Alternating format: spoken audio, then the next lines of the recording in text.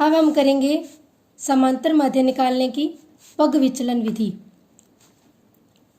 अब तक हम प्रत्यक्ष विधि, कल्पित माध्य विधि कर चुके हैं। ये है पग विचलन विधि। रकम थोड़ी और बड़ी आ जाए वर्ग में तो इस विधि का उपयोग करके हम आसानी से रकम को छोटा करके ये सवाल कर सकते हैं। सवाल हमें दिया हुआ है, वर्ग दिया हुआ है 49.5 से 52.5, 52.5 से 55.5 और आगे तक।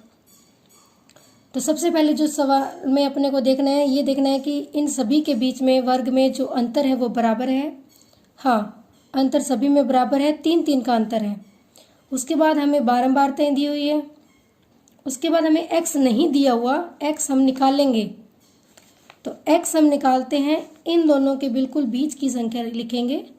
तो ये रकम थोड़ी बड़ी है तो बीच की संख्या निकालने के लिए मैंने आपको बताया था इन दोनों को जोड़ के 2 से भाग दे दीजिए। तो मैंने यहाँ जोड़ा है 102.0 आया और 2 से भाग देने पर 51 आ चुका है, तो मैंने यहाँ 51 लिखा था। उसके बाद बार बार निकालने की ज़रूरत नहीं है। अगर वर्ग अंतराल बराबर है तो इसका अंतर देख लीजिए, 3 का अंतर है, तो मैंने आगे इसमें 3 जोड़ा तो अगली संख्या आ गई, फिर 3 जोड़ा अगली संख्या आ गई, फिर 3 जोड़ा अगली संख्या आ गई और लास्ट में भी 3 जोड़ने पर अंतिम संख्या आ चुकी है। इसके बाद हमें इसमें भी एक मान है वो कल्पित माध्यम मानना पड़ेगा। तो x में से कल्पित माध्यम मानते हैं, तो बीच की संख्या हम लोग कल्पित माध्यम मानते हैं। तो इनमें सब में बीच की संख्या 57 है, इसे मैं कल्पित माध्यम मान रही हूँ।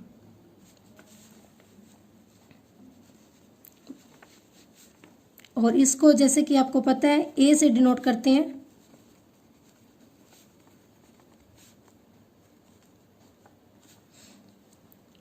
उसके बाद अगला स्टेप है वही कि d का मान निकालना है और x में से a को घटाना है। x की जो वैल्यू है उसमें कल्पित माध्य को घटाना है। तो जैसे कि पहले मैंने आपको बताया था कि कल्पित माध्य के बिल्कुल सामने 0 लगा लीजिए, तो ये ध्यान रहेगा। तो 51 में से 57 घटाएंगे, ये आएंगे -6, फिर -3, 0, 3 और 6। जांच के लिए मैंने आपको बताया था कि 0 कल्पित माध्य जिसे माना उसके सामने 0 आएगा, ऊपर की सभी संख्याएं माइनस होगी, नीचे की सभी संख्याएं प्लस होगी और दोनों बढ़ते क्रम में होगी। 0 से ऊपर की ओर बढ़ते क्रम में है, नीचे की ओर भी बढ़ते क्रम में है।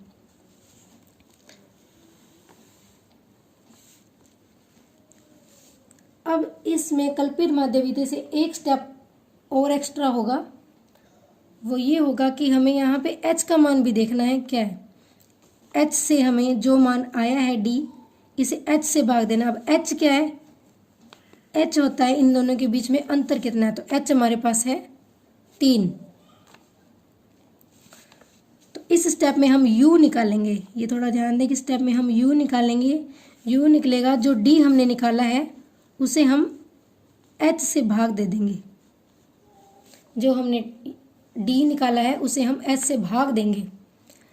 मीन्स d हमारे पास यहाँ -6 है और h का मान हमारे पास 3 है, तो इसको भाग देंगे।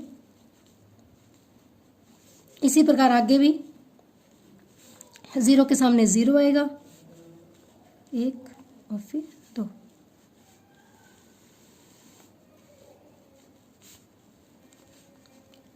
अब अगले स्टेप में हमें f का और u का गुणा करना है।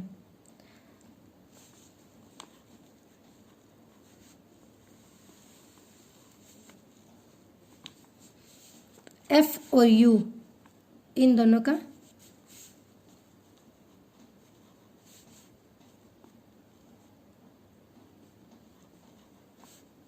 जीरो के सामने फिर 0,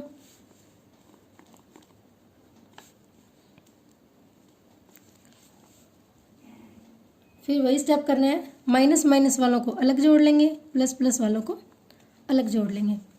तो इन दोनों का जोड़ आएगा -140। इस ये अब हो गया है, इसको हटा देते हैं और इसका आएगा 165। वही अब इन दोनों में से ये माइनस है, ये प्लस है, प्लस माइनस माइनस हो जाएगा और 165 में से 140 घटाएंगे तो ये आएंगे 25 चूंकि बड़ी संख्या प्लस की इसलिए 25 प्लस का ही रहेगा। अगर बड़ी संख्या माइनस की होती तो यहाँ -25 आ जाता। इसके बाद बारंबारताओं का जोड़ करना है जो कि 400 आएगा। अब हम लिखेंगे फॉर्मूला।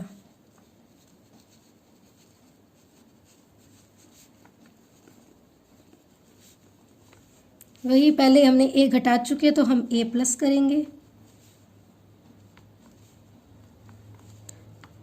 सिग्मा यहाँ f और u यानी सभी FU का जो योग है वो आएगा, और बटा में सिग्मा f सभी बारंबारताओं का योग। अब हमने एक यहाँ पे एक स्टेप एक्स्ट्रा किया था जिसमें h का हमने भाग दिया था, तो यहाँ हम उस h से गुणा कर देंगे। ये याद रखने के लिए, ये सिर्फ भी शुरू में हमने a को घटाया था तो a यहाँ जोड़ दिया, h का यहाँ भाग दिया तो h का यहाँ गुणा कर दिया। फिर यहाँ मान रखेंगे a का मान 57 था प्लस इसका 25 और बटा में 400 और गुणा में 3। बच्चे गलती करते हैं, ये इसके साथ जोड़ देते हैं, लेकिन ये ध्यान रखना है प्लस भाग और गुणा एक लाइन में होंगे, सब अलग अलग है। सबसे पहले हमने ब्रैकेट सॉल्व करना है, तो ये 25 के पहाड़े से 400 काट सकते हैं अपने, इसको काटेंगे तो ये आएगा 1/16। फिर इसका मल्टीप्लाई करेंगे 1 का 3 से, ये आएगा 3/16। फिर 16 को 3 को 16 से भाग देना है। यहाँ पे भाग देते समय हम बहुत ही सावधानी रखेंगे और इस प्रकार हमारे पास उत्तर आ जाएगा 57.18। जी आ जाएगा समांतर माध्य।